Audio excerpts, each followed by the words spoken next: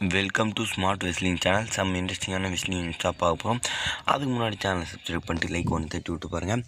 First start பண்ணோம் fin பேலரோட break-up. நண்பர்களே, fin பேலரை ஒழிச்சு காட்டிட்டாங்க ஜட்ஜ்மெண்ட்டு.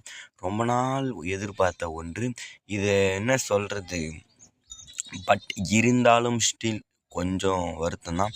ஏன்னா பார்த்தீங்கன்னா டாமினிக் மிஸ்டியோ அந்த சாம்பியன்ஷிப் வச்சுருக்கும் போதே இந்த மாதிரி பண்ணுவாங்க. ஃபின் பேலருக்கும் டாமினிக் மிஸ்டியோ இருக்குன்னா இன்டர்கான்டினென்டல் சாம்பியன்ஷிப் மேட்ச் நடக்கும். விஷயம் 42ல் நினச்சோம். ஆனால் அப்படிலாம் நடக்கவே இல்லை. டாமினிக் மிஸ்டியோன்ட்டு இப்போ சாம்பியன்ஷிப் இல்லை. ஜேடி மெக்டோனும் ஃபின் பேலரும் ஒன்றா இருக்க மாதிரி தான் இருந்தாங்க.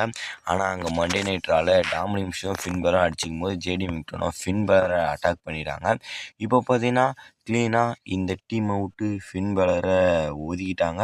இதுக்கப்புறம் ஃபின் பேலர் பிரின்சஸில் இருக்க போகிறாரு. அவர் ஃபுல் பேபி ஃபேஸாக இருக்க போகிறாரு.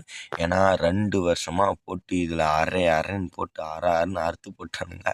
இதில் இருக்கும்போது பெருசாக எந்த சாம்பியன்ஷிப்பும் இல்லை. Single championship, tag team championship வலைய வின் பண்ணார் 5 டைமும் 6 டைமும், அவ்வளோதான். பட் வேறு ஒன்றுமே பண்ணலை.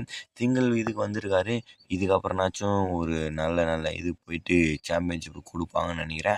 அந்த வேர்ல்டு டைட்டில் தான் கொடுக்கல, அட்லீஸ்ட் அந்த இன்டர்நேஷனல் சாம்பியன்ஷிப் அந்த மாதிரி ஏதாவது கொடுத்தா கூட கொஞ்சம் நல்லா தான் இருக்கும். ஆனால் சூப்பராக இருந்ததுங்க. மண்டே நைட்ரால் நிறைய புது விஷயம் நடந்தது. இது எப்படி தெரியுமா, இது ஒரு நியூ இயராக ஸ்டார்ட் பண்ணுற மாதிரி இருந்துச்சு.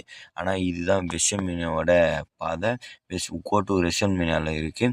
இங்கே பார்த்தீங்கன்னா நார்மல் மேட்ச்சு நடக்கும். Finn Balor versus Dominik Mysterio. First JD McDonagh கூட மண்டே நைட்ரால் நடக்கும்னு நினைக்கிறேன். அதுக்கப்புறம் அப்படியே பிக்கஸ்ட் ஃபியூடாக வச்சு Finn Balor versus Dominik Mysterio WrestleMania 42 ஒரு நான் டைட்டில் மேட்ச் வைப்பானுங்கன்னு நினைக்கிறேன். ஆனால் இது மட்டும் சாம்பியன்ஷிப் மேட்சாக இருந்தால் சூப்பராகவே இருந்திருக்கும். என்ன பண்ணுறது, நினச்சது ஒன்றா இருக்குது, நடத்துறது ஒன்றா இருக்குது. அதுக்கடுத்து பார்த்தீங்கன்னா நம்மளுடைய ஸ்டோன் கோல்டு ஸ்டீவ் ஆஸ்டின் தலைவன் பார்த்தீங்கன்னா ரிட்டர்ன் பண்ண போகிறாராம். ஆமாம் நண்பர்களே, போன இயரே பார்த்தீங்கன்னா இவர் வர வேண்டியது.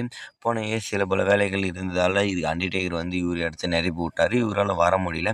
இந்த வருஷம் நான் விட மாட்டேன், கண்டிப்பாக வருவேன்ற மாதிரி சில இது அப்போவே கொடுத்துருந்தாரு. இப்போ வெஸ்ட்மீனியா வந்துருச்சு. இப்போது வரப்போகிற மண்டே நைட்ரால் இவர் வரப்போகிறாருன்ற மாதிரி சொல்லியிருக்காங்க. WWE அஃபிஷியல் சொல்லலை. பட் இருந்தாலும் சில அப்சர்வர்ஸ் சில இதை வச்சு பார்த்திங்கன்னா இவர் வரப்போகிற மண்டே நைட்ரால் ரிட்டர்ன் பண்ணுறதுக்கு பாசிபிலிட்டி இருக்குதுன்னு சொல்லிட்டு இருக்காங்க. ஏன்னா பார்த்தீங்கன்னா டிக்கெட்டும் அந்தளவுக்கு விற்கலை.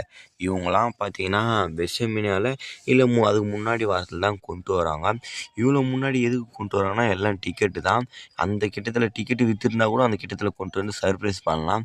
இப்போது டிக்கெட்டு விற்கணுனாலே இவங்களெல்லாம் முன்னாடியே கொண்டு வந்து நான் இருக்கேன்பா, நான் வந்துடுங்கப்பா அப்படி இப்படின்னு சொல்கிறதுக்கோசரம் தான். அதை வச்சு டிக்கெட் செல் பண்ணலாம்ல. அதனால தான் ஸ்டோன் கோல்டு ஸ்டீவ் ஆஸ்டினை பார்த்தீங்கன்னா இப்போவே கொண்டு வர போகிறாங்களாம். இப்போ கொண்டு வந்துட்டு சில பல வீக்ஸ்லேயே கொண்டு வந்தால் ஸ்டோரி போகலாம்ல. பேசுவார், நல்லா ஸ்பீச் கொடுப்பாரு. ஏதாவது ஒரு ரெஸ்லர் கூட ஸ்டோரி லைன் போயிட்டு வெஸ்ட்மீனியா 42ல் இவருக்கு மேட்ச் இருக்கலாம். இல்லை பெரிய ரோல் இருக்கலாம். பெரிய ரோல்னால் இந்த சாம்பியன்ஷிப் மேட்ச் அப்போ இடையூறு பண்ணும்போது காப்பாற்றி விடலாம், அந்த மாதிரி இருக்கும். பட் அந்த மாதிரி இந்த டைம் எந்த சாம்பியன்ஷிப்பும் ஆபத்து இல்லைன்னு நினைக்கிறேன். அதனால் பார்த்தீங்கன்னா இவர் சிங்கிள்ஸ் மேட்ச் நடக்கலாம், இல்லை ஏதோ ஒரு செக்மெண்ட் கட் பண்ணலாம். அதான் 39ல் வெஸ்ட்மீனியா 39 கூட கெவின் ஓன்ஸ் கூட கட் பண்ணி ஒரு சூப்பராக ஒரு மேட்ச் பண்ணியிருப்பாங்க. அந்த மாதிரி ஏதாவது பண்ணிட்டு போகிறதுக்கு வாய்ப்பு இருக்குது. ஆக மொத்தம் பார்த்தீங்கன்னா லெஜெண்டாக ஒருத்தவங்கள கொண்டு வராங்க.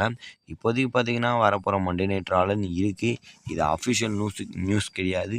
மேபி கொண்டு வரலாம். இது சில பல அறிகுறிகள் வச்சு சொல்லிட்டு இருக்காங்க. என்னை பொறுத்த வரைக்கும் வாய்ப்புகள் இருக்குதுன்னு நினைக்கிறேன். ஏன்னா அஃபிஷியலாக கன்ஃபார்ம் பண்ணல. சர்ப்ரைஸாக பார்த்தீங்கன்னா மண்டே நைட் ராவில் கொண்டு வரத்துக்கு அதிக வாய்ப்பு இருக்குது. அதுக்கடுத்து பார்த்தீங்கன்னா செத் ஃப்ரீக்கன் ராலன்ஸ். அட என்ன ஃபேக்ஷனுங்க. தலைவன் பார்த்தீங்கன்னா நிற்கிற ஸ்டைலே வேறு மாதிரி இருக்குது. ஃபுல்லு வில்லன் கெட்டப்பு தான். இப்போ பார்த்தீங்கன்னா ஃபேஸாக தான் இருக்கார். இருந்தாலும் வில்லன் கெட்டப்பு தான் தலைவனுக்கு பர்ஃபெக்டாக இருக்குது. இங்கே பார்த்தீங்கன்னா மாஸ்குடு மேனே செம்ம பேர் இருக்காங்க. மாஸ்குடு மேனாக கும்பலாக வந்தாங்க. அதில் செத்ராலன்ஸ் நடுவில் மாஸ்கை கட்டினார். அதை அடிக்க போகலான்னு பார்த்தீங்கன்னா மாஸ்குடு மேன் எல்லாமே அதில் ஏதோ ஒரு மாஸ்குடு மேன் தப்பிச்சு போயிட்டு அங்கே போயிடுறாங்க. இந்த ஃபேக்ஷனை சூப்பராக பண்ணி வச்சுருக்காங்க. இப்போ செத்ராலன்ஸ் தான் இதை உருவாக்குனார், ரைட்டு. இப்போது எல்லாத்துக்கும் இன்ஜுரி ஆகி ஸ்டோரி லைனே முடங்கிடுன்னு நினச்சேன். பட் இந்த ஸ்டோரியை முடங்க விடாமல் செத்ராலன்ஸ் ஏதோ பண்ணி மாஸ்க் போட்டு சூப்பராக கொண்டு போகிறாங்க. இது அதுக்கடுத்து வர்றதுக்கு பிரான் பிரேக்கர் ரிட்டர்ன் பண்ணுறதுக்கு வாய்ப்பு இருக்குது. கிட்டக்கா பிரான் பிரேக்கர் ரிட்டர்ன் பண்ண போகிறாருன்னு நினைக்கிறேன். அது வரைக்கும் இவங்களை அடித்து போட்டே இருப்பார். இல்லைனா ஆளுக்கு மேட்ச் நடக்கும்னு நினைக்கிறேன். சித்ராலன்ஸுக்கும் ஆஸ்டின் தியரிக்கும், சித்ராலன்ஸுக்கும் லோகன் பாலுக்கும். அந்த மேட்ச்லாம் முடிஞ்சதுக்கப்புறம் கிட்டக்கா பார்த்தீங்கன்னா பிரான் பிரேக்கர் ரிட்டர்ன் பண்ணலாம். அப்படி இல்லைன்னா இன்னொருத்தவர் அந்த பிராக் லெஸ்னர் பீஸ்டின் கார்னர் அவரு கூட மேட்ச் போகிறதுக்கு வாய்ப்பு இருக்குது. நான் அதை அடுத்து சொல்கிறேன். அங்கே லாஸ்ட்டாக ஆக மொத்தம் பார்த்தீங்கன்னா சித்ராலன்ஸ் ஃபேக்ஷன் கொஞ்சம் தரமாக இருக்குது. இந்த ஃபேக்ஷனை பற்றி நீங்கள் என்ன நினைக்கிறேன்றதை மறக்காமல் கமெண்ட் பண்ணுங்கள். என்னை பொறுத்தவரை பார்த்தீங்கன்னா டாப் மேட்சாக. அதுக்கடுத்து பார்த்தீங்கன்னா நம்மளுடைய Roman Reigns and beast incarnate Brock Lesnar 2 பேருமே பார்த்தீங்கன்னா ஒரே மண்டே நைட்டால் இருக்க போகிறாங்க.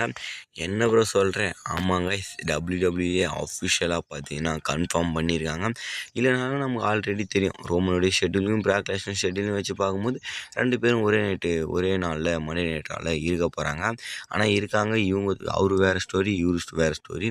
WWE இவங்கள வச்சு தான் இந்த வருஷம் டிக்கெட்ஸ் எல்லாம் அடித்து நவுத்தணும். வேறு வழி இல்லை. ரோமன் ரெயின்ஸ் சிஎம் பக்கம் இருக்கார். சாம்பியன்ஷிப் டைட்டிலுக்காக மோத போகிறாரு. பிராக் லெஸ்னர் ஓப்பன் சேலஞ்ச் என்னை அடித்து யாருன்னு சொல்லிட்டு அவர் ஓப்பன் சேலஞ்ச் கொடுத்துருக்காரு. அதான் சொன்னேன்ல, இங்கே இந்த ஓப்பன் சேலஞ்சும் அண்டு ரோமன் ரெயின்ஸ் டைட்டில் இதுவும் வச்சு தான் நெக்ஸ்ட் வீக் மண்டே நைட் ப்ராலாக இருக்க போகுது. ரோமன் ரெயின்ஸ் என்ன வருவார் சிஎம் பங்கு கூட செக்மெண்ட் கட் பண்ணலாம். அப்படி இல்லைன்னா அட்டாக் பண்ணுறதுக்கு பாசிபிலிட்டி இருக்குது. ஏன்னா பார்த்தீங்கன்னா இந்த வாரமே ஜே உசோ பங்கு அடிச்சிருக்காரு.